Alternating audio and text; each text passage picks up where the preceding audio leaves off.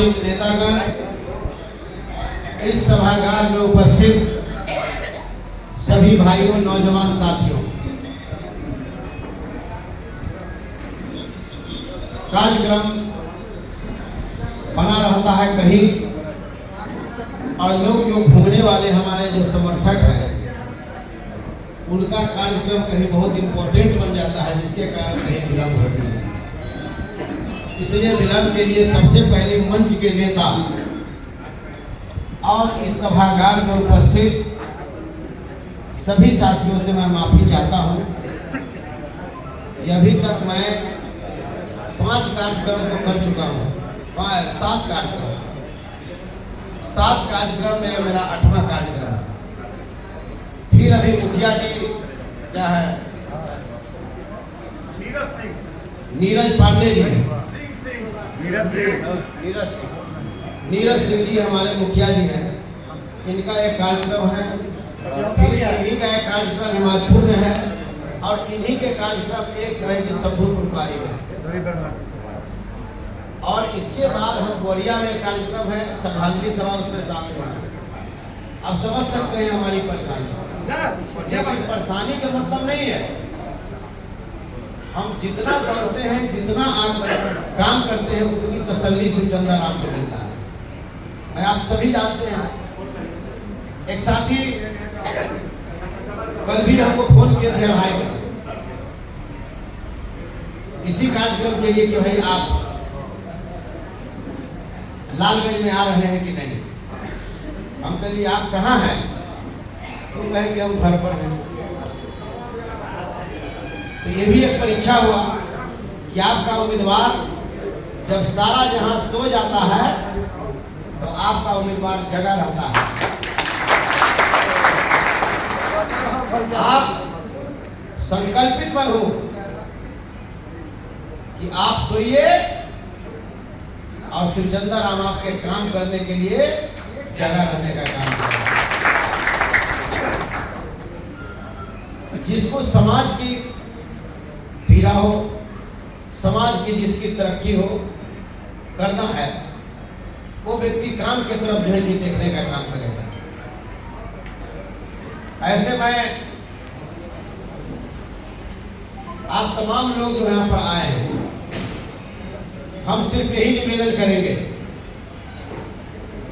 कि अब की बार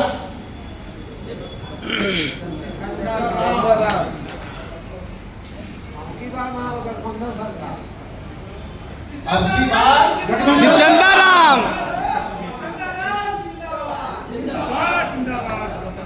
आपसे महागठबंधन सरकार अब की बार जो है आप अपने भाई, अपने भतीजा, अपना नाती पोता श्री चंदाराम, जो जिसके संबंध में जो हम लग जाए, जो उम्मीदवार है उस उम्मीदवार को भी आप देख रहे हैं और हमको भी देख रहे हैं। लेट या सेट मैं निश्चित रूप से लोगों के बीच पहुंचता हूं और मान सम्मान में देता हूं। तो आज कार्यालय का उद्घाटन है। आप लोग एक टीम बनाइए और टीम बना करके अपने अपने लोगों के बीच में आप जाइए और जा करके काम को आगे बढ़ाने का काम करिए। हम सिर्फ यही कहेंगे कि बूथ जीतो, चुनाव जीतो। और निश्चित रूप से अभी जो चेहरा नजर आ रहा है, एक गजब का चेहरा है। ये जो चेहरा है, लीजिए आप, मंच से ही हम बता दे रहे हैं।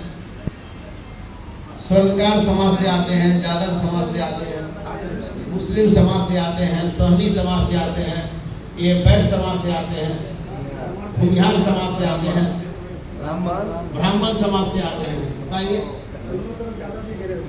जिस बगीचा में तरह तरह के फल का पौधा हो, क्या वो बगीचा कभी सूख सकता है?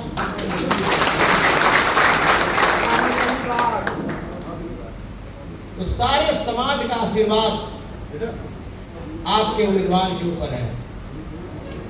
पहले जब बाजार में जाते तो जिनके सामान लेते और उनसे सवाल करते कि आपके तरफ क्या हाल है,